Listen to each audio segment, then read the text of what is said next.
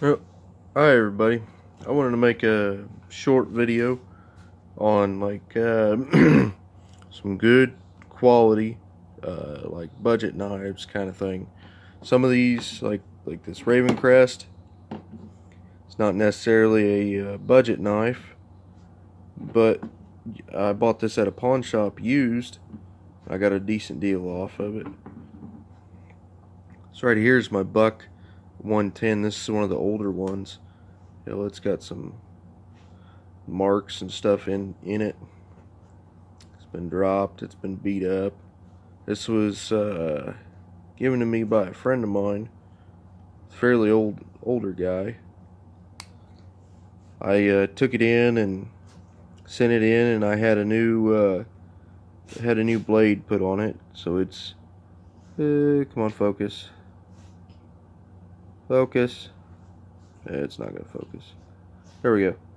As you can see, it's got the mark for the new blade.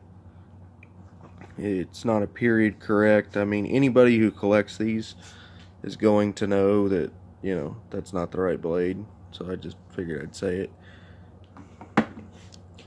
But it's a fairly old knife. And then another really good one is the Leatherman Multi-Tools. I've had this one. This was the... What is this? This is the Blast.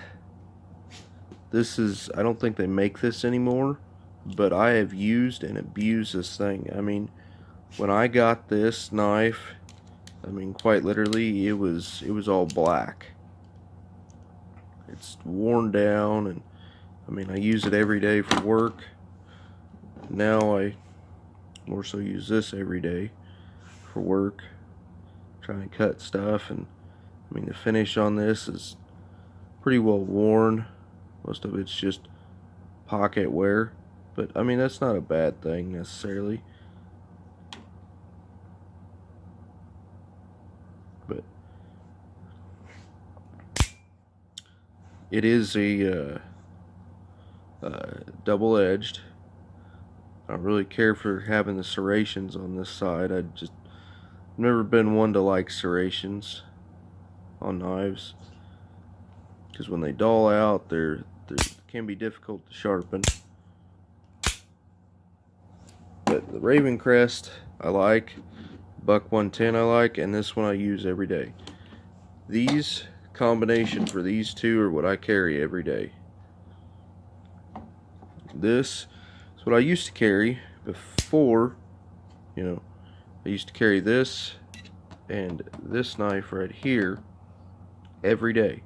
And then I got in Illinois, switchblades are legal now, so I got one of those. I paid $140 for that. But this was a $10 cheap knife that I bought at Walmart. I've had it, oh geez, well over, I want to say 6 years now, and it's pretty decent. I like it. I love it. Thing frickin' works. I mean, it frickin' works. It's a good solid knife.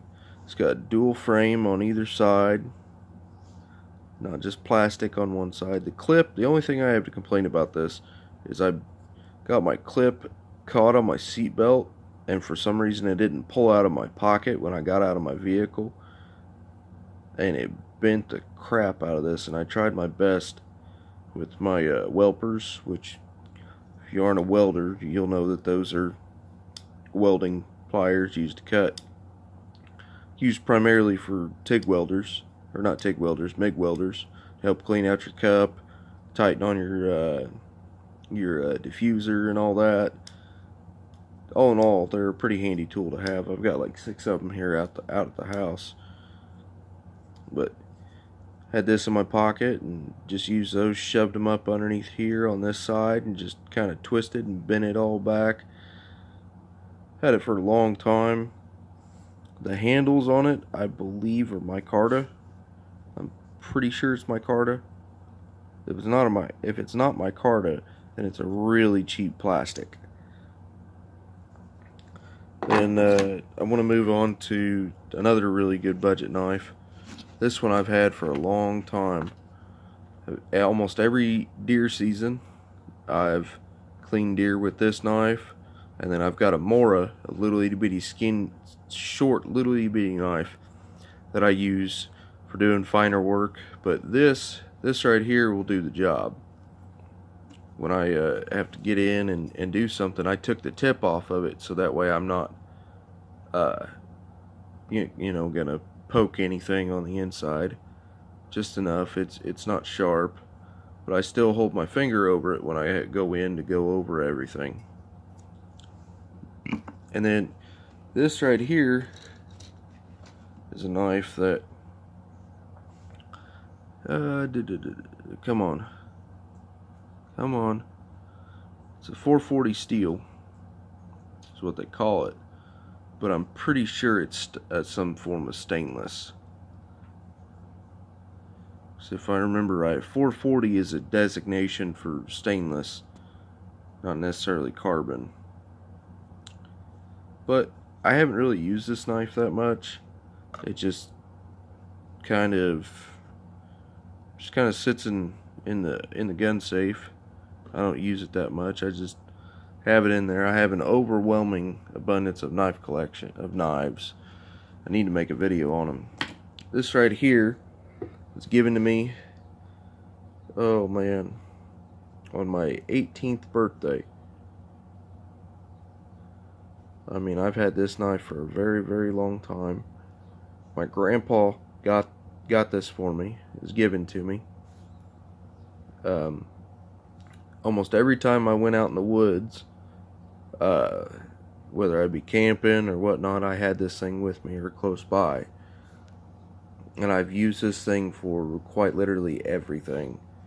From beating in tent stakes to opening up cans to all kinds of stuff. I mean, K-bar, you can't really go wrong with a K-bar. I know some people don't like them. I mean, they're pretty decent knives. I didn't just get it because it said, well, I didn't get it. It was given to me. But my grandpa is a former Marine, 8-inch artillery. He served during Vietnam, and you know, he thought that I might like this, and I do. I really do. This is the one after the pre-90s, or after the 1990s, because they quit sharpening the back clip point, or the point, or the man, I can't think of the technical name for it, but these up here used to be sharp. They're not anymore. They might do that on the newer generation. But then I want to talk about this knife right here. Oh man. I've got that square marked on there, so I bought one of those sharpening jigs to help get a nice fine edge started on it, because when I got it, you know, my axe that I bought at the hardware store was sharper than this. Or no, I'm sorry, it was my splitting maul. Splitting mauls aren't very sharp. But this thing, it's fairly thick. It's at least a 1/4 inch thick. It's fairly heavy. When I get this finished, I'm going to take this and I'm going to make this into, I'll probably end up using this a lot on when I go out camping to help with batoning or splitting wood. And that's not going to stay up there, so I'll just lay it down. But when I got this knife, I had to do some stuff to it. Oh man, I just pulled up some of them can lids off my table. They're just glued down. But I took some others, mag and aluminum polish, polished it up. Oh, you can kind of see me holding the camera right there. That's cool. But when I got this thing, it was not sharp at all. You can see that the groove is kind of curved. It's not actually it's not very pleasing looking at it. Like you can see, it was hand fitted. It's not a lot of time went into making this. I'm pretty sure they, for the back end, the cap was welded or peened or however, but I polished that up. Didn't really mess with none of this. I'm pretty sure that this is some form of high carbon steel. It's probably a repurposed leaf spring, being that it came from India. It's just penciled in. Looks like it was kind of, yeah, a pencil engraver. Just kind of went over it real quick. But it's a fairly good knife. I bought this off of Amazon for, I believe it was 30 bucks a couple years ago. I mean, they're a fairly good knife. It's not something that you're gonna break, waste a lot of money on, but it's a pretty decent knife. And anybody who knows the kukris, the original like Gurkha kukris, are really expensive. I had one a couple years ago that was really old. It was probably from the 80s, or no, I'm sorry, it was 70s, probably early 70s to late-ish 80s is what I kind of configured it was, because it had a bunch of markings on it, and it looked completely different than this. Like it was a completely different bevel. It was a complete, like up here wasn't as thick, but up here had more of a belly to it. Wasn't as straight. It looked different. Down here was different. The handle construction is similar, but it's not quite the same. I bought it for 60 bucks. Oh man, I bought it for 60 bucks at a garage sale. And I ended up selling it to somebody for well over 100 bucks, because they seen it and they just had to have it.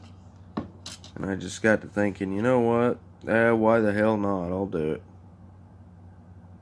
But I just wanted to make a real short video on some real good budget knives. Just because you buy it off of Amazon, or just because it's made in China. I mean, don't get me wrong, I love my American stuff too. Like K-Bar over there, this Buck, and Leatherman. I don't know if Leatherman is made in the United States anymore. I'm pretty sure it is, but I'm not entirely for sure. I know that this Raven Crest is not made here in America at all. I think they're shipped here. I think my next auto knife that I'm going to get, that's kind of a budget auto knife, is going to be one of those, oh, what the hell are they called? The OTF Lightnings. I think I'm going to get one of those. I really like them. I've had one. It's just going to be a good budget knife that I'm going to keep in my tackle box, so I don't mind beating it up. Just like this one. I bought it for 10 bucks. And I've had some really nice Spydercos break on me, or they're, I didn't really like how they were. I've had some CKRT knives. Still have them. I'm just not getting my entire knife collection out to make this video, because I would need my entire table, and then I would need part of the counter. I have a one of those deep big blue Rubbermaid totes, and it's just full. It's just full of knives. Because over the years, for my birthday, people growing up as a kid give them to me for birthdays, Christmas. And then I'd trade with friends and do all kinds of stuff. And, I've got a pretty decent collection here of knives. But I'm going to get off here, y'all. Have a good day. Bye.